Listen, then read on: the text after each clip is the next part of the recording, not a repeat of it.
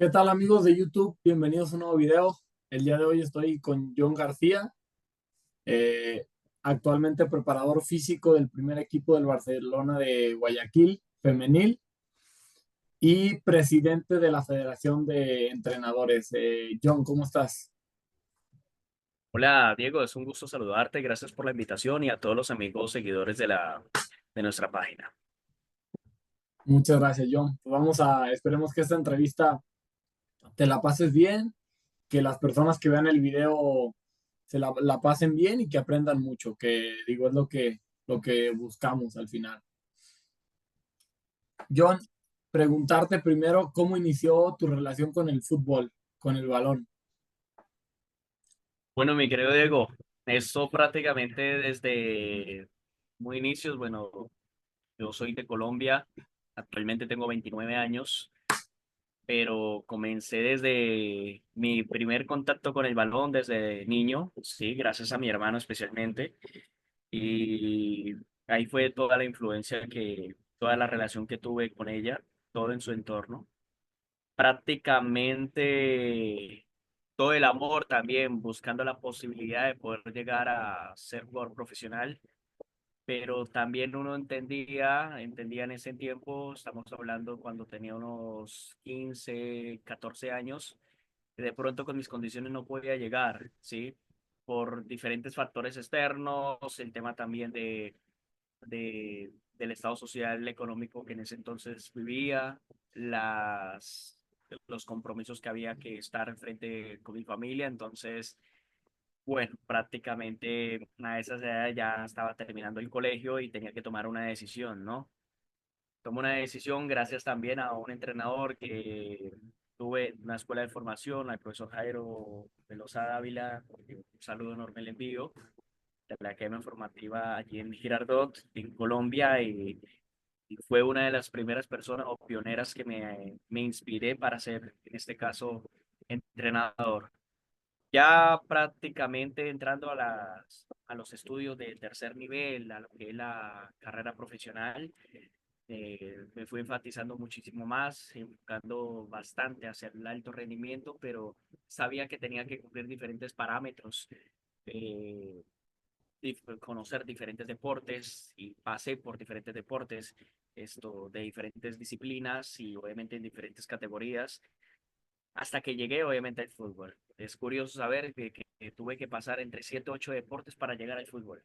Entonces, un poquito como curioso porque pasar del futsal, pasar al waterpolo, pasar a la natación, pasar al patinaje, pasar al atletismo, pasar al ciclismo y nada que encontraba la posibilidad hasta que llegó la posibilidad, pero cuando llegué, obviamente, al campo futbolístico ya venía prácticamente con el conocimiento metodológico de 8, 7 deportes que había trabajado. Entonces, ha sido maravilloso.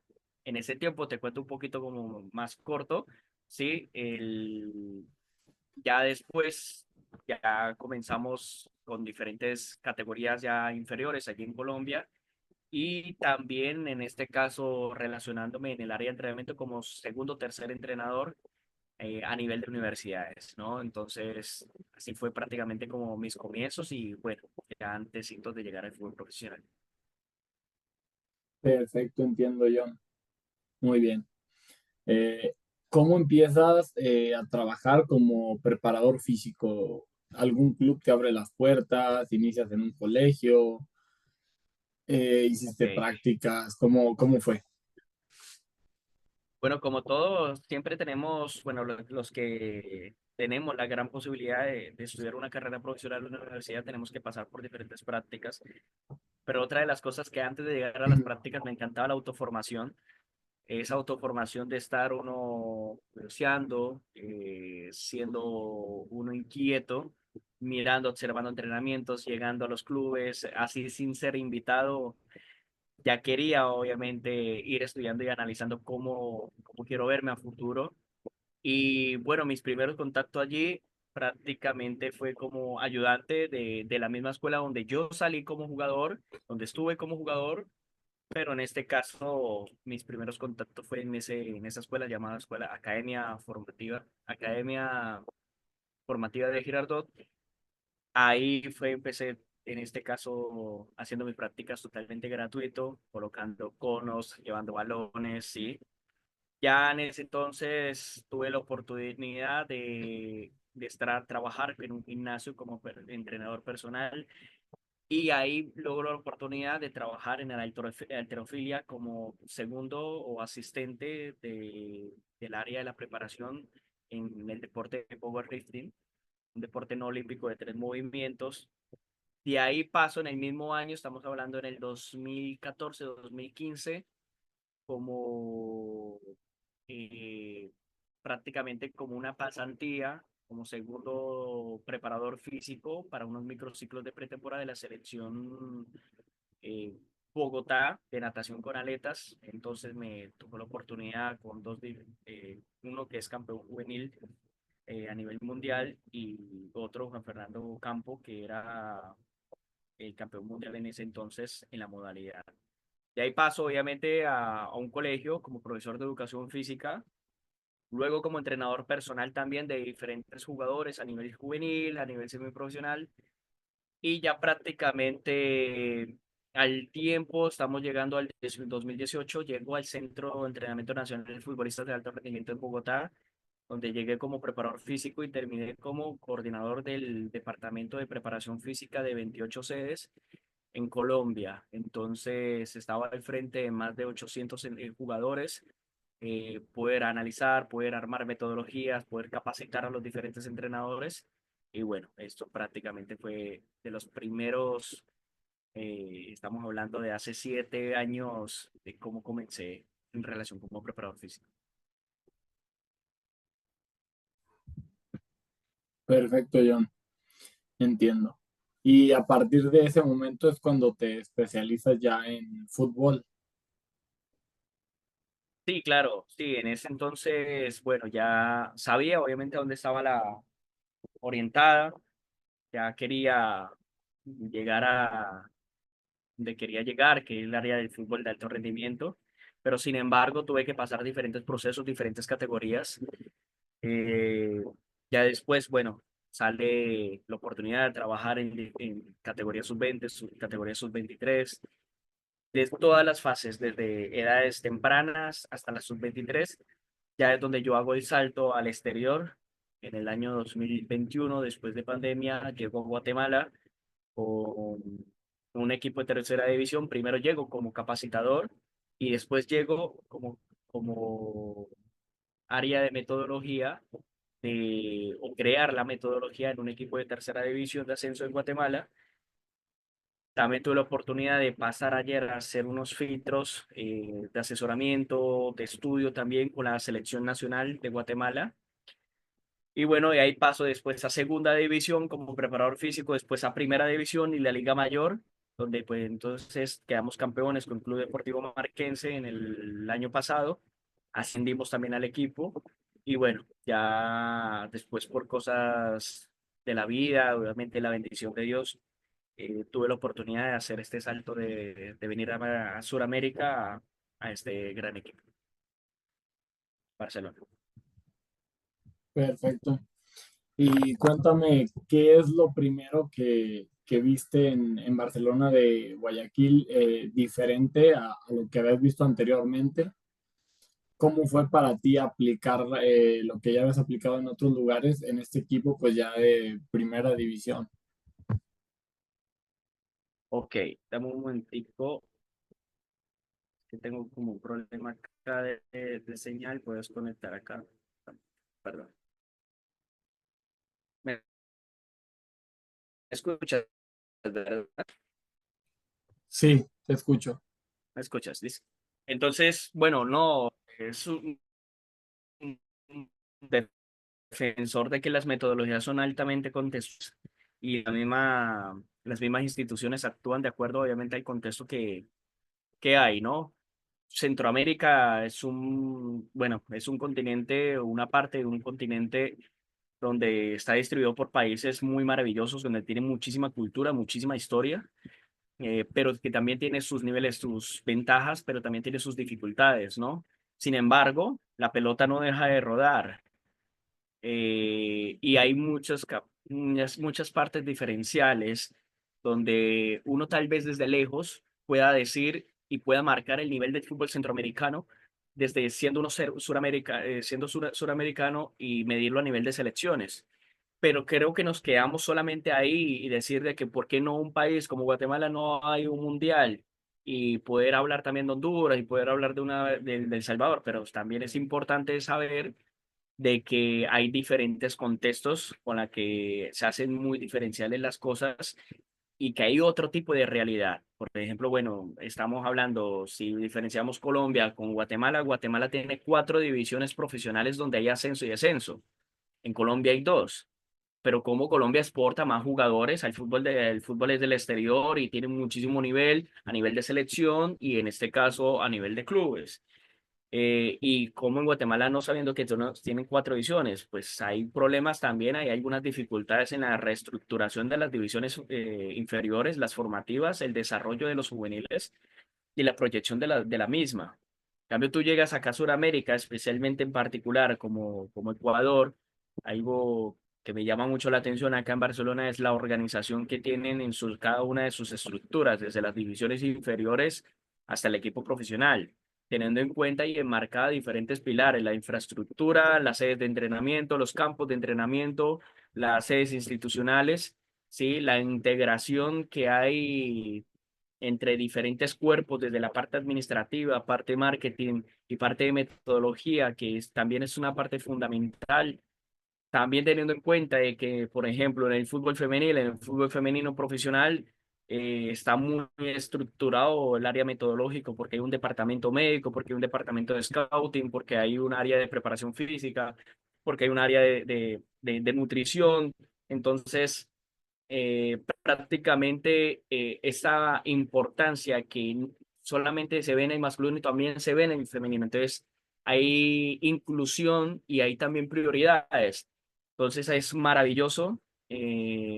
En este equipo, bueno, apenas que llevo prácticamente 6 meses, ya pronto para cumplir, y es maravilloso pues trabajar en una gran institución teniendo todo este tipo de funcionamiento y bueno, no digo obviamente que estamos mal, o no digo cosas negativas del área de Guatemala. Bueno, es un país que a mí me abre muchísimo las puertas, ¿sí? Que uno quisiera en este punto aprender de lo que tal vez hemos o está desarrollado, está evolucionado y poderlos aportar para que un país también crezca, ¿no? De esto también se trata. Entonces ha sido más que todo tanto el nivel funcional y de infraestructura y la relación que hay entre cada uno de los miembros que conforman la institución, es lo que me ha impactado. Hay unificación.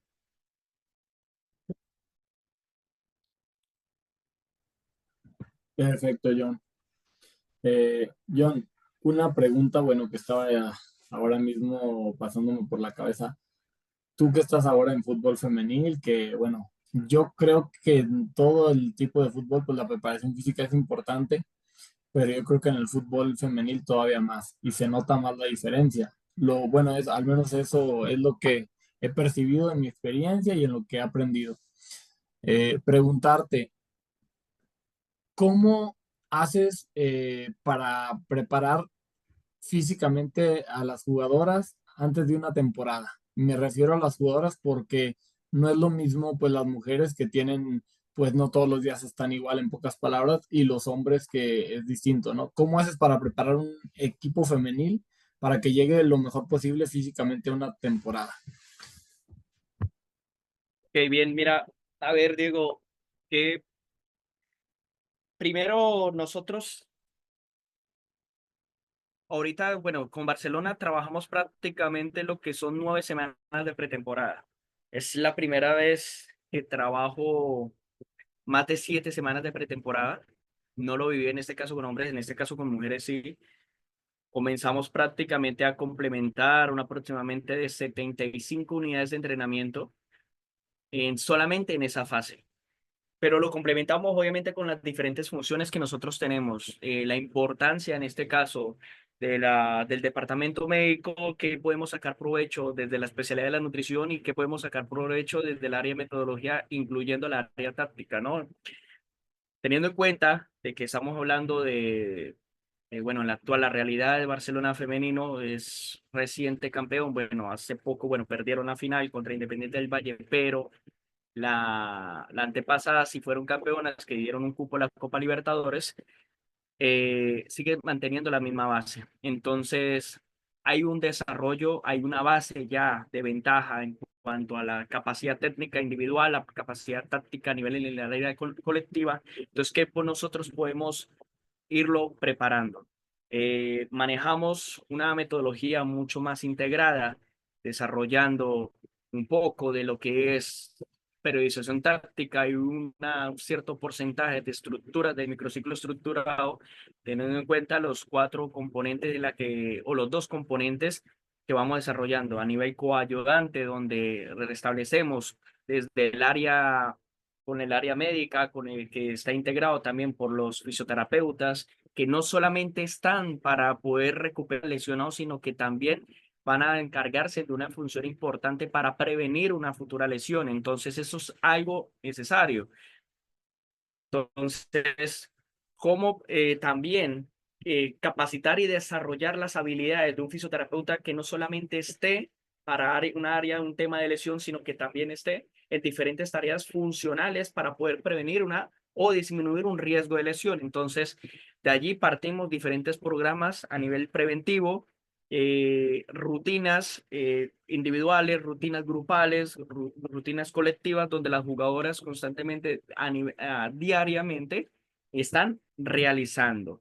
También tenemos una ventaja de que las jugadoras son altamente disciplinadas, que tienen un entrenamiento invisible aceptable, entonces les gusta entrenar. Entonces, por esa parte, desarrollamos una base de lo que es la importancia de trabajar ese entrenamiento o activar esa parte consciente de que es importante hacer una milla extra, algo extra.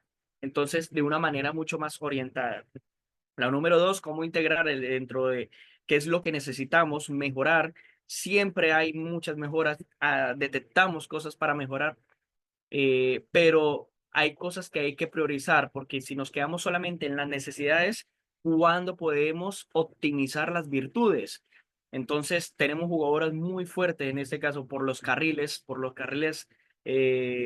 tanto la banda por la derecha, por la izquierda, donde son muy potentes a nivel individual, pero si nos preocupamos solamente por mejorar ciertas necesidades, ¿cuándo vamos a potencializar esas virtudes? Entonces, no descuidamos una de la otra.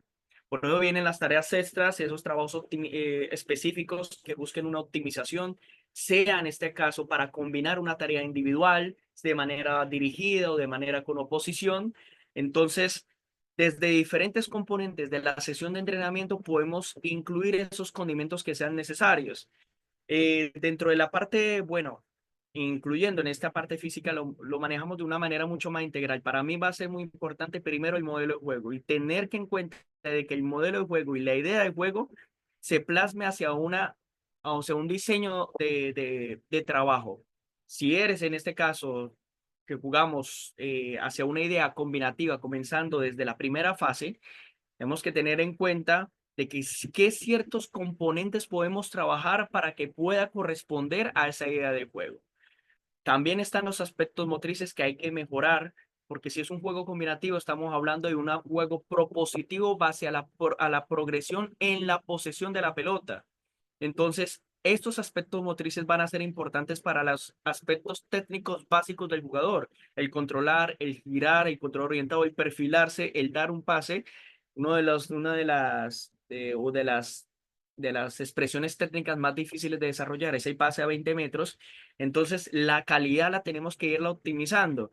¿Cómo lo podemos estructurar? A partir del modelo. Tenemos el de cualidades específicas, que es un componente de cuatro manifestaciones de la fuerza: fuerza de salto, fuerza de lucha, fuerza de acciones con el balón y fuerza de desplazamiento. Si en este caso vamos a desarrollar o vamos a potencializar más la virtud de nuestra extrema por derecha, ¿sí? Para el duelo uno contra uno, ¿qué tipo de tareas dirigidas o con oposición podemos irlas realizando? Sea en la sesión de entrenamiento o la hacemos al final. La calidad técnica en cuanto a los centros. Entonces, si vamos a proponer bastante por las bandas en la última fase, pasando el tercio medio defensivo, perdón, entonces, ¿qué vamos a realizar? y un juego propositivo de la calidad de pase tirando el balón hacia atrás o el centro al segundo palo o el centro al primer palo. Eso determina a una intensidad recurrente de acciones con el balón. Si vamos a hacer solamente una sesión de centros una vez cada 15 días, ¿qué tipo de resultado nos puede dar? Entonces, prácticamente lo que nosotros necesitamos dentro del modelo de juego, dentro de la idea, lo vamos eh, utilizando y lo vamos ejecutando teniendo en cuenta que estos factores hay que priorizarlos. Una de las cosas que también hay que tener en cuenta en el fútbol femenino, el tema del área fisiológica, que es el punto del ciclo menstrual, ¿no? En qué momento poder trabajar o poder utilizar aquellas dosis de medianos o grandes complejidades de la carga para aplicados hacia la fuerza, como también aquellas dosis basadas en la resistencia a la velocidad. Entonces, ¿en qué momento? En la fase folicular, en la fase de menstruación, ¿en qué momento hay que realizarlo? ¿En qué momento es tolerable? Y si no hacemos eso en diferentes fases, que eso es un tema que se habla bastante en el fútbol femenino, podemos entrar en un riesgo de lesión. Y puede estar muy bien entrenada, pero este aspecto fisiológico, ¿sí? Sí es un parámetro que hay que tener muy en cuenta. Eso lo hace totalmente diferente en este tema con los hombres. Ahora, teniendo también en claro que a nivel fisiológico las mujeres van a liberar mucho más estrógenos que los hombres. Por eso, a nivel de los entrenamientos estructurales, los hombres en un plan de 4 o 5 semanas ya ven resultados de tonificación y aumento de masa muscular. En la mujer es un poquito más complicado porque no liberan lo suficiente testosterona, porque liberan ¿qué? Más ácido láctico y liberan más estrógenos. Entonces, en este orden de ideas, hay que realizar diferentes microdosis. Hemos adoptado microdosis de fuerza, no a altas complejidades, no a altos niveles de la carga, pero sí lo realizamos previos de entrenamiento, post-entrenamiento, y en este caso estamos adelantando y dándole un ciclo más recurrente al trabajo, porque hay muchos componentes a trabajar. El área psicológica, la importancia del perfil psicológico, las conferencias, poder desarrollar la participación activa y consciente, que las jugadoras sepan el qué, el por qué y el para qué están realizando cierto estímulo y en qué beneficios les trae, ¿sí? ¿Qué beneficio les puede traer? El entrenamiento invisible, el ir al gimnasio, qué tipo de sesión va a realizar y que sepa qué, para qué le sirve esto. Cuando llegamos a trabajar de manera específica, o sea, desde el área de la optimización, eh, hacemos un compartimiento de trabajos con el videoanálisis, donde el encargado de videoanálisis, un gran videoanalista que tenemos, en este caso Nicolás Barrales, donde constantemente está dándole mucha información, sí, pero información sustanciosa a las jugadoras, donde constantemente está, mira este movimiento, hay que corregir este movimiento, entonces compartimos esa información y miramos, mira, este desmarque ruptura tiene que hacerlo con esta velocidad. Entonces resulta que podemos extraer el dato de no solamente con la ayuda del videoanálisis, sino que también con la ayuda del GPS. Entonces demarcamos de una vez el GPS, mira, tu velocidad máxima tiene que superar el parámetro de los 26 kilómetros por hora para esta acción. Con 22 o 17 no podemos llegar con suficiente fuerza. Entonces necesitamos que en la fase de propulsión necesitamos mejorarla para hacer una carrera con más velocidad y llegar con más profundidad al área. Y en este caso, ese es el entrenamiento o ayudante frente a esas acciones previas que necesitamos realizar. Muchas veces nos quedamos con el balón. ¿Qué pasa con el balón? Pero ¿qué pasa también sin el comportamiento del balón? Entonces también son otro de los componentes que observamos a ver qué nosotros podemos inclinar para poderle buscar una mejora o optimizar esas virtudes. Perfecto, John. Pues ya hiciste que mi cerebro empiece a dar vueltas y seguramente investigar un montón de cosas. Eh, Claro, preguntarte, John, tomando en cuenta, bueno, la fase de la menstruación, que tal vez es más complicado el tema de fuerza, de velocidad. En la fase de menstruación, ¿qué tipo de entrenamiento, digo, no sé si individualizan o algo así, pero cómo gestionan eso? Y en esa fase, creo son como 6 días después de la menstruación, donde la mujer tiene demasiada fuerza. ¿Qué tipo de objetivos físicos tienes o cómo lo trabajas? Ok, muy bien. Pues en el tema, a ver, tenemos que saber de que los ciclos, a ver, están distribuidos en diferentes fases. Uno es que el tema de la fase lútea, el tema de la ovulación y la fase folicular, ¿no? El área también premenstrual y la menstruación. Entonces, hay que revisar en ciertos calendarios, pero eso es importante poderlo ver y poderlo detectar junto con el departamento médico. Porque, bueno, obviamente en un departamento médico que esté totalmente especializado al área de deporte, porque obviamente una especialista, o en este caso una doctora en general, te va a decir, no, no hagas fuerza, no, no hagas resistencia, no, no hagas velocidad. No digo que todas, pero siempre van a haber esas cosas y por experiencia han sucedido. En este caso, bueno, a ver, también va las rutinas alimenticias de qué podemos utilizar si hay dosis, por ejemplo, si es una parte donde, a ver, necesitamos utilizar una microdosis de fuerza donde tenga cargas horméticas. ¿Qué es una carga hormética? Es una carga de una acción a máxima velocidad de 4 o 6 repeticiones, ¿sí? Prácticamente con el 30% del RM. Entonces lo podemos realizar, por supuesto, ¿sí? Entonces hay momentos donde, por ejemplo, en la fase de menstruación, ¿sí? Podemos realizar ciertas dosis de fuerza, pero trabajando en microdosis. Nosotros lo hemos trabajado de manera de microdosis en la fase de menstruación, microdosis del 30% a máxima velocidad, que no genera altos niveles de fatiga, ¿sí? Y acciones, en este caso, que no sean desarrolladas hacia el área metabólica, porque recordemos en este caso, en la fase de menstruación, primero, pues están perdiendo nutrientes, están perdiendo vitaminas, macronutrientes, como también se están deshidratando y tienen factores también complejos a nivel emocional y actitudinal. Entonces, los estímulos metabólicos en este punto sí puede afectar, hacer pasadas, hacer en este caso pasar de 400 metros, un trabajo mucho más anaeróbico, ¿sí? Que sea muy progresivo, puede causar bastante daño en esa fase, ¿no? Entonces, en este punto, ¿cómo lo hemos adaptado?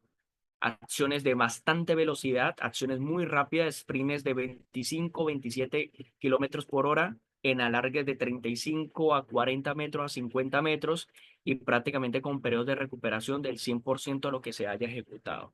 Lo mismo la microdosis de fuerza, en este caso lo hemos trabajado del 30 y 40% con rangos de repeticiones de 3 4 6 repeticiones en ejercicios eh, relativamente complejos, sea en este caso una sentadilla, sea un press banco plano, sea en este caso una búlgara, sea un peso muerto especialmente.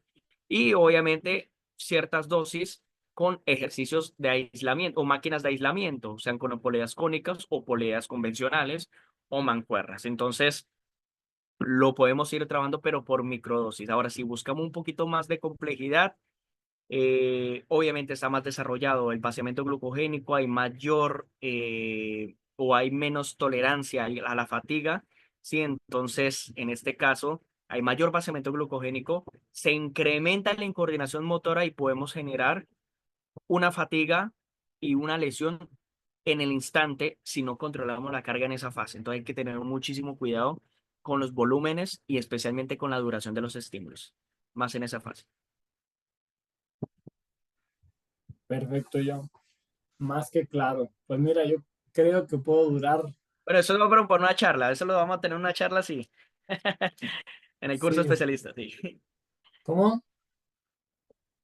En el curso especialista podemos demarcar un poquito más las estructuras, en qué tipo de fase podemos irla desarrollando, entonces mucho más, y nos llevaremos más de 10 clases hablando de ello. Perfecto. Sí, eso, ahí ve ese tema, porque podemos durar 3, 4 días, preguntas ahí de sobra. Sé que tienes buenos cursos y si gustas por WhatsApp pasarme los cursos, en la descripción del video por ahí pongo tus cursos sobre qué es cada uno Claro. para la gente que esté interesada, porque la verdad se ve que los cursos están buenos.